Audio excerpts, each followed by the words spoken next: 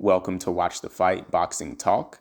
This video is about the first SpenceCrawford Press Conference that took place in Los Angeles on Tuesday, June 13th. What I appreciate between Spence and Crawford is the respect that they have for each other. They haven't been timid or hesitant to show that they respect each other.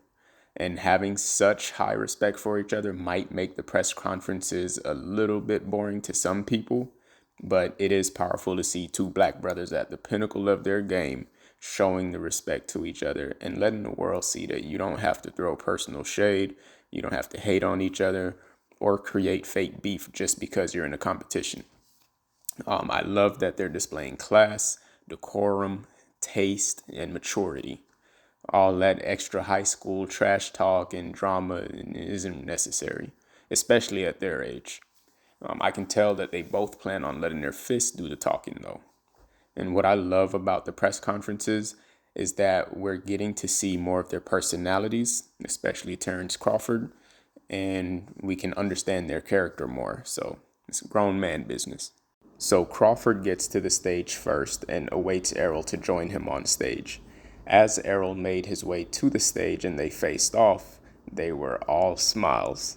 The anticipation was high and they couldn't help but smile because after all of the conversations, the interviews, the twists and turns, the fans, the negotiations, and just all the time that had passed in general, things had finally become real. And it finally means something. It's all finally worth it.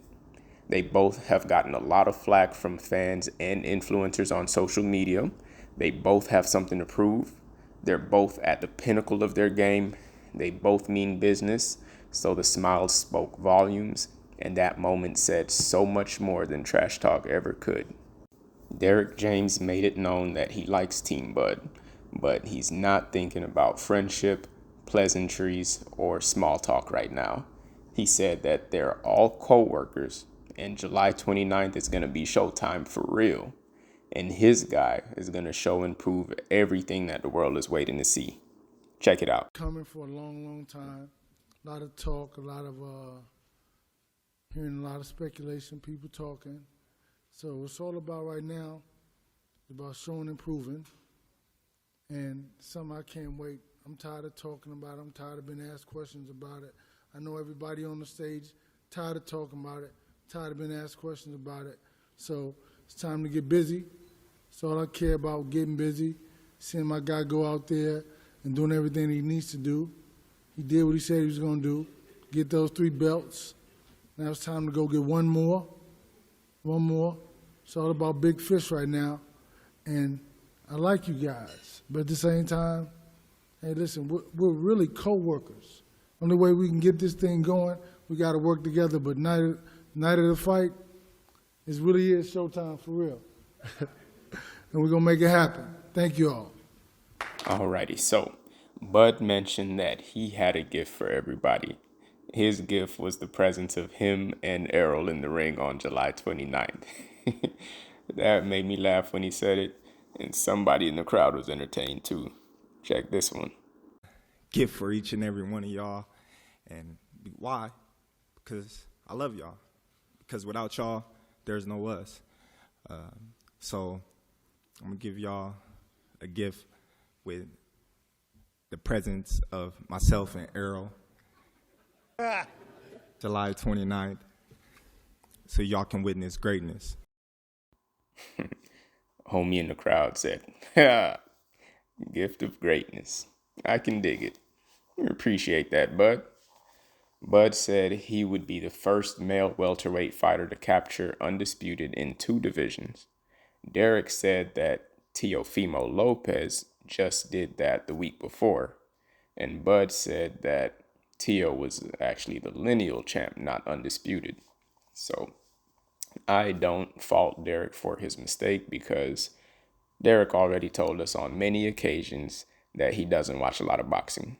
All right, so to me, it doesn't make a difference if he got that correct or incorrect because he trains his fighters and he watches tape when necessary for training, but he doesn't keep up with boxing other than that. So it's no surprise that he was misinformed or misinterpreted what happened with T.O.'s win. But Derek's a simple man. He really doesn't care about any of that, from what I understand at least, because it doesn't pertain to him or his team. Custer asked Bud why he calls this fight a fish fry. Bud said, "I'ma gut him and feed him to everybody that eats fish in here." I'm not gonna lie, that made me chuckle when he said it. Listen. Media, you characterized July 29th as a fish fry. Can you enlighten the people on what you meant by that? I'm gonna gut them, and I'm gonna feed them to everybody that eat fish in here. You call yourself the big fish, we're gonna have enough food for everybody. So, after Bud answered the question, Custer asked Errol the same question. He said, "Why do you call this fight a one-sided ass whooping?" Errol said that they smoked Bud and he's going to roll him up and smoke him in Vegas. And also that he was going to break Bud like a horse. Described it on social media as, quote, a one-sided ass whooping. I'm going to punish Terrence Crawford. That's how it always is. It's going to be a one-sided ass whooping. I mean, he going to come in with the mentality, and, it's going to probably take a few rounds, but he's a stubborn dude. So, but we're going to, like I said, man, everybody get broke. We're going to break him, man. We're going to break him like a horse. So they have a little bit more back and forth between Errol and Bud. And then, at some point, Errol mentions that Bud is a great fighter. And Bud mentioned that he would earn Errol's respect after he beats Errol. Errol then told Bud that he already gives him his respect now. He's like, "Hey, I respect you now," even though they haven't fought yet. And he told Bud that he's already great. Errol told Bud that Bud was already great right now, right? So Custer asked both of them a question. What will people say after this fight is done? Right? Bud gave his answer. And then as far as Errol's answer, Errol responded to that question that people would ask: how the hell Errol keep breaking these grown-ass men? So it made me chuckle a little bit. If he does end up breaking any of Bud's bones, I'm not going to ask that question of how he keeps doing it. I'm just going to say, wow. And this is what I'm going to think to myself. Like, man, this isn't luck or coincidence. Errol really is the bone crusher. I'm going to start calling him Bone Breaker Errol, similar to World Breaker Hulk. Y'all got to watch Planet Hulk or check out the comics to understand the difference between World Breaker Hulk and the regular Hulk. So they had a quick back and forth about Bud's resume at 147. When Kell Brook was mentioned, Spence said that he broke the other eye, and he got a good crowd reaction from that. So that was one of the highlights from this first press conference. Of course, boxing fans were wilding on social media as usual for this press conference. And I just want to remind all of the boxing fans, especially the ones on social media, that y'all ain't ish. All right. Check out these comments. All right. There was a lot of comments picking Bud. So I would say that Bud is the clear favorite in this fight. I am Team Spence personally, but I'm Team Bud too, just not in this fight. But check out a few of the comments from the fans though. These were some that made me laugh. Somebody commented, "Did I do that?" Looking at, saying he dressed like Steve Urkel. Somebody commented Poindexter, saying he's dressed like a nerd. Another person said Spence looking like he about to go to the homecoming dance. He definitely was dressed to impress, huh? Somebody said he looks like David Ruffin from The Temptations. And I can see it. I get it. It's the afro and the glasses. So I get it. I think that was Champside actually that said that one.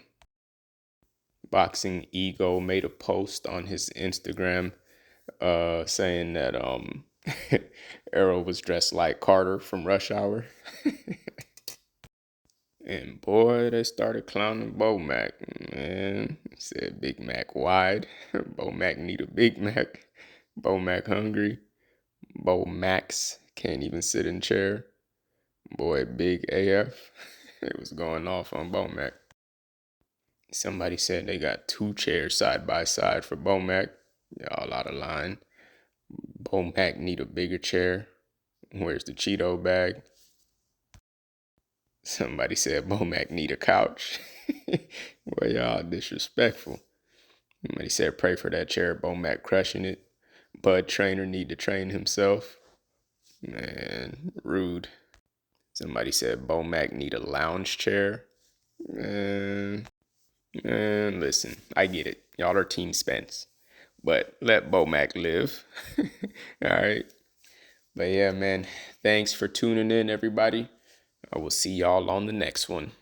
I'm constantly fighting these demons. Stay ready, I know that they scheming. They want my life and my freedom. Silent killer, you know how I treat them. I'm constantly fighting these demons. I know that I won't be defeated. Ain't running cause ain't no retreating. Self-love was all that I needed. I'm constantly fighting these demons. Stay ready, I know that they scheming. They want my life and my freedom. Silent killer, you know how I treat them. Steady fighting like a pugilist. Making moves like a fugitive. Tell he knew I ain't new to this. I don't trust